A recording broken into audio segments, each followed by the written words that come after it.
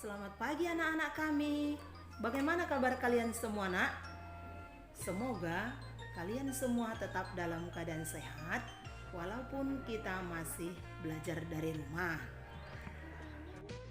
Hari ini kita masih tetap pada tema ke-6, cita-citaku. Subtema pertama, aku dan cita-citaku pada pembelajaran kedua.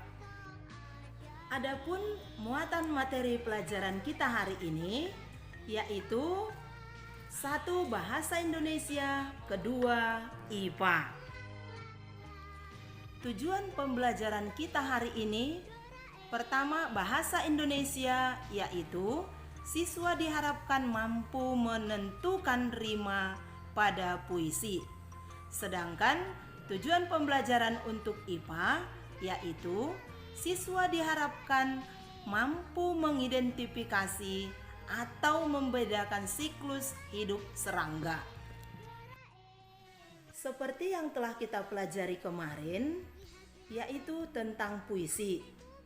Apakah pengertian puisi? Puisi adalah bentuk karya sastra dari hasil ungkapan dan perasaan penyair dengan bahasa yang terikat irama, matra, rima, penyusunan lirik dan bait, serta penuh makna. Nah, sekarang kita akan mempelajari tentang pengertian rima. Rima adalah pengulangan bunyi yang berselang, baik dalam larik sajak maupun pada akhir larik sajak. Rima itu merupakan salah satu unsur yang penting dalam puisi. Jadi, melalui rima inilah keindahan suatu puisi itu tercipta. Rima tidak selalu berada di akhir baris dalam satu bait. Rima juga dapat ditemukan dalam satu baris. Nah, sekarang kita akan mempelajari jenis-jenis rima. Nah, yang pertama, rima silang atau sering juga disebut dengan rima AB-AB.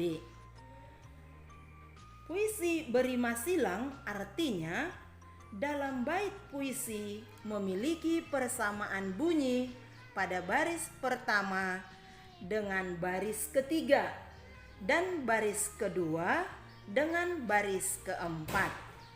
Persamaan bunyi rima tersebut terjadi secara selang-seling.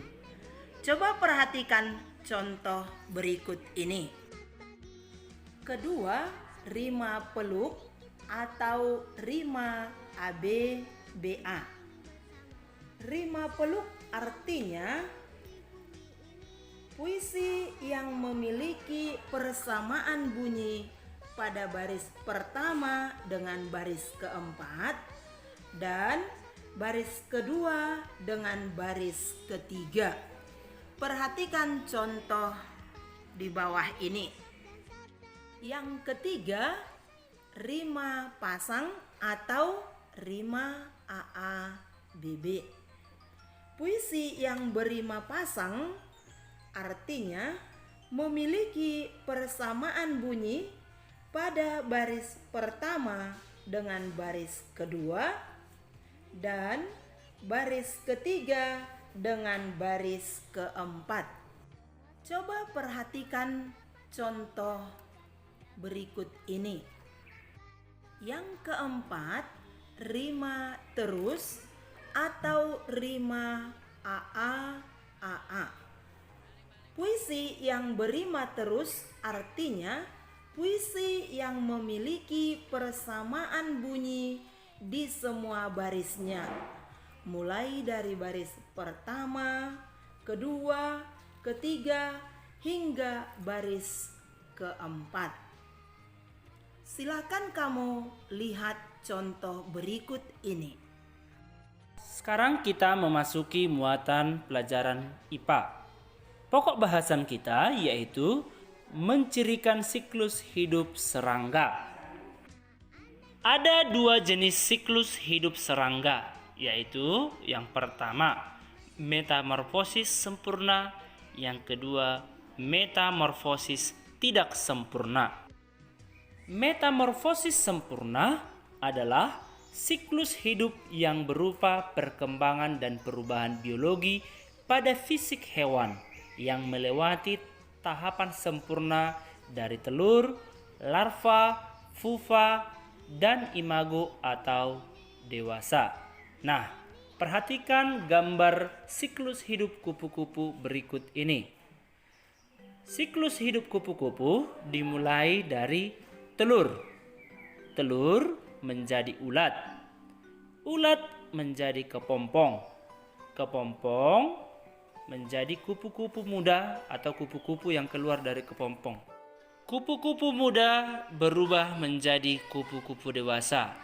Hingga akhirnya kupu-kupu dewasa akan bertelur dan demikian juga seterusnya siklus hidup kupu-kupu. Berikut beberapa contoh hewan yang mengalami metamorfosis sempurna seperti kupu-kupu, katak, lalat, nyamuk, dan hewan lainnya. Metamorfosis tidak sempurna merupakan hewan yang tidak mengalami fase pertumbuhan pupa atau kepompong selama masa pertumbuhannya. Nah, perhatikan siklus hidup belalang di bawah ini. Siklus hidup belalang dimulai dari telur. Telur menjadi nimfa kecil. Nimfa kecil menjadi nimfa tahap pertama. Nimfa tahap pertama menjadi nimfa tahap kedua. Nimfa tahap kedua berubah menjadi nimfa tahap ketiga. Nimfa tahap ketiga menjadi belalang dewasa atau imago. Kemudian belalang betina akan bertelur. Demikianlah seterusnya siklus hidup belalang. Ada beberapa contoh hewan yang mengalami metamorfosis tidak sempurna seperti belalang, capung, jangkrik, kecoa, dan hewan lainnya. Jadi, dapat kita simpulkan bahwa metamorfosis sempurna yaitu hewan yang mengalami tahap pupa seperti pada gambar kupu-kupu di bawah ini. Sedangkan metamorfosis tidak sempurna yaitu hewan yang tidak mengalami tahap pupa seperti gambar pada belalang di bawah ini.